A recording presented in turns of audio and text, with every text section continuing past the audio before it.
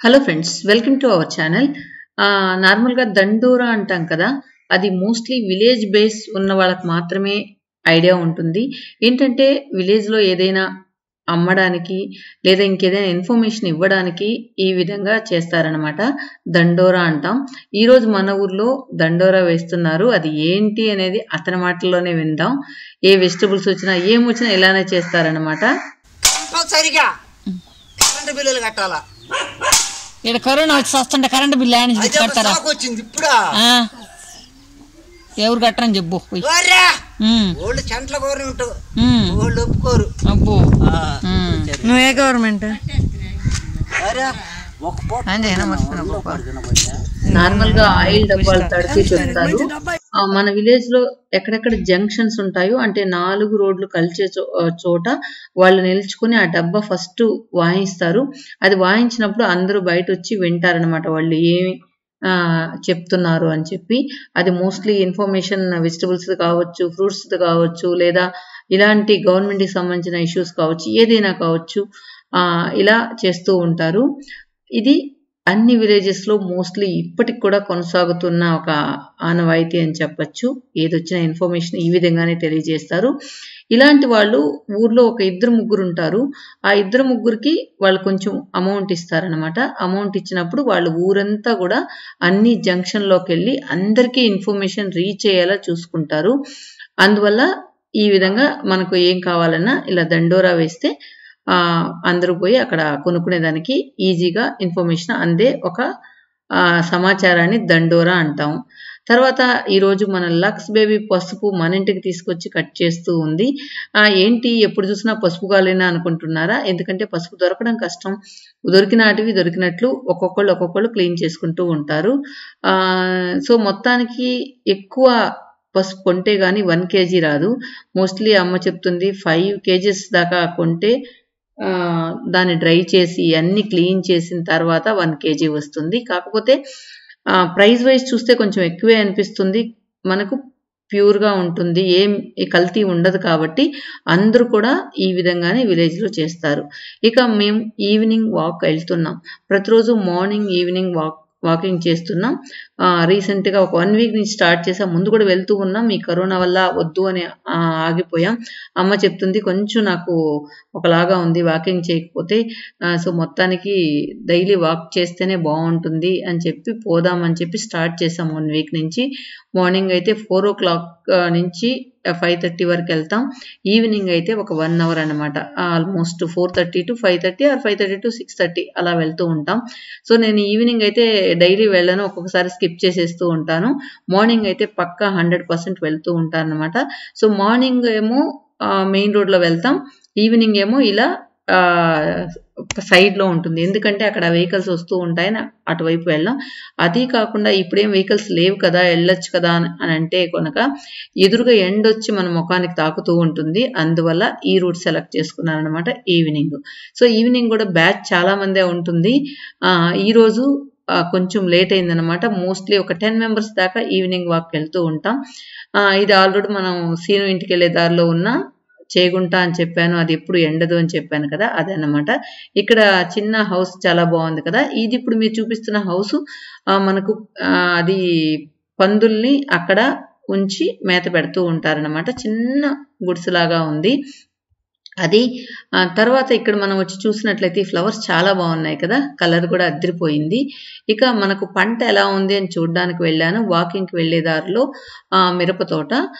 ఎందుకంటే వర్షం వచ్చి మొత్తం కూడా చాలా మంది, ఈవెన్ మా పిన్ని వాళ్ళందరూ కూడా చెట్లన్నీ పడిపోయి పంట నష్టం అయితే చాలా అయ్యింది. వీళ్ళ పంట అయితే కొంచెం అటుపక్క ఇటుపక్క చెట్లు ఉండడం వల్ల కొంచెం ఎక్కడా కూడా పడిపోలేదు. మొత్తానికి ఆ గాలికి ఆగిపోయిందన్నమాట. ఆ గాలి వచ్చి చెట్లు పడిపోకుండా ముందున్న చెట్లు ఆపాయేమో. మొత్తానికి చెట్లు అయితే అక్కడక్కడ 1-2 పడ్డాయి, కానీ మొత్తం పంట అంతా అయితే వీళ్ళకైతే నష్టం అయితే అవ్వలేదు. మా పిన్ని వాళ్ళకైతే మొత్తం నీళ్ళలో కలిసిపోయిందన్నమాట. నీళ్ళల్లో పడిపోయాయి చెట్లు కూడా. మరి ఆ చెట్లు లేపినా కూడా లేవట్లేదంట. ఎందుకంటే ఫస్ట్ ఫుల్గా మిరపకాయలు ఉంటాయి కాబట్టి బరువుకి చెట్లు పడిపోయాయి. కొంచెం గాలి అలా రాగానే ఇదన్నమాట రైతుల పరిస్థితి. ప్రతి జస్ట్ ఒక 2 hours లో కురిసిన వాన వల్ల చాలా పంట నష్టం జరిగిందనే చెప్పాలి. మా ఊర్లో అయితే ఎక్కువ వడ్లు మిరపకాయలు తప్పితే వేరే ఏం పంట అంత ఉండదు. కానీ వేరే ఊర్లో అయితే ఫ్రూట్స్ కానీ వెజిటబుల్స్ కానీ చాలా పాడయ్యాయంట. చాలా వీడియోస్లో కూడా నేను చూశాను. పుచ్చ తోటలు వేసుకున్న వాళ్ళు, తర్వాత ఏ ఫ్రూట్స్ వేసుకున్న వాళ్ళకైనా కూడా అలాగే కుళ్ళిపోయినట్లు అయిపోయాయి. జస్ట్ ఆ 2 hours వర్షం వల్ల రైతు ఎంత నష్టపోయాడంటే ఇంకా చెప్పనలివి కాదు.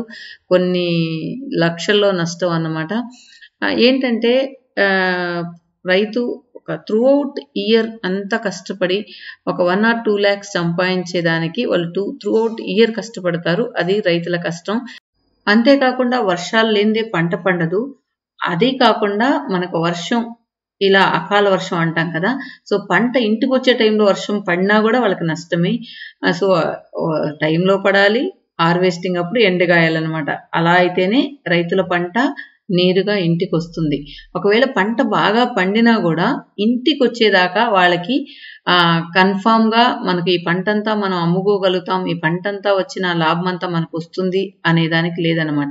ఎప్పుడైతే మనం పంటంతా అమ్మేసి సేల్ చేసిన తర్వాత మన చేతికి డబ్బులు వస్తాయో అప్పుడే వాళ్ళకి కంప్లీట్ గా ఆ ఇయర్ వాళ్ళు చేసిన కష్టం మిగులుతుంది.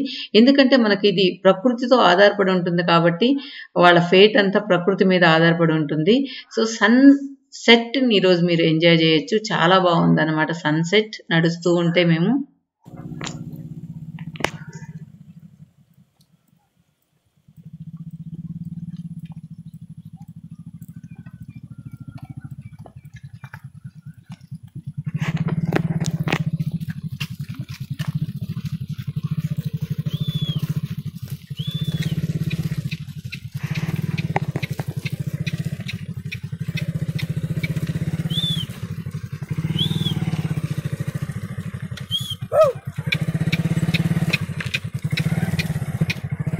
చూసారు కదా పల్లె వాతావరణం.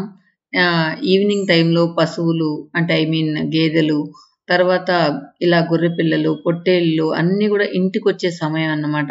ఎంత ముచ్చటగా ఉందో కదా విలేజ్ అట్మాస్ఫియర్ చూస్తూ ఉంటే.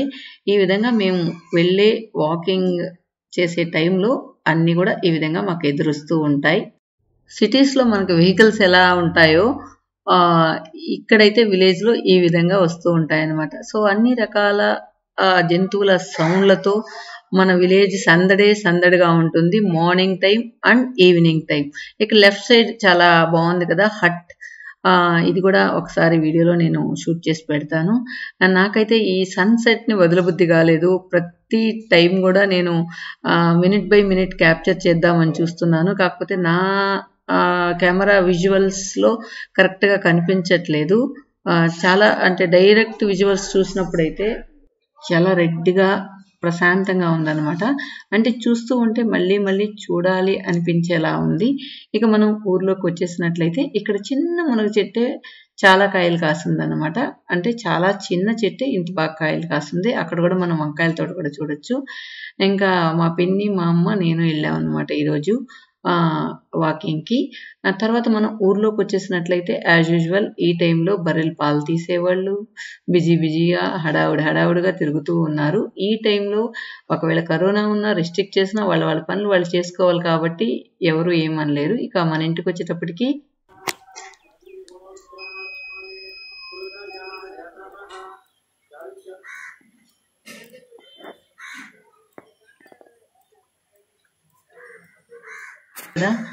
మనకు ఊర్లో అలా గుడిలో నుంచి వచ్చే మంత్రాలు వింటూ పక్షుల కిలకలలు, కాకుల గోల, మా ఊర్లో అయితే కాకుల గోల ఎక్కువగా ఉంటుంది. ఈ విధంగా మా టెర్రస్ మీద అలా కూర్చొని ఉంటే అబ్బా ఇది లైఫ్ అంటే అనిపిస్తుంది అనమాట. ఈ కరోనా పుణ్యమ అని చెప్పి ఏ టెన్షను లేదు. మొత్తం బెంగళూరులో ఉన్న వర్క్స్ కానీ అన్నీ ఆగిపోయాయి కాబట్టి మొత్తం కట్ ఆఫ్ అయిపోయింది నా మైండ్లో నుంచి. అదేమవుతుందో ఇదేమవుతుందో అన్న టెన్షనే లేదు. అదే ఈరోజు పొద్దున మార్నింగ్ వాక్ చేస్తూ కూడా అమ్మ దగ్గర అంటూ ఉన్నాను, తినడానికి మనకు ఉంటే చాలు, హ్యాపీగా ఎలాంటి పీస్ఫుల్ అయిన లైఫ్ మనకు విలేజ్లోనే దొరుకుతుంది. అంతేకాకుండా టెన్షన్లు ఉండకపోతే మనం చాలా హ్యాపీగా ఉంటాం. ఇక వర్షాన్ని చూద్దాము.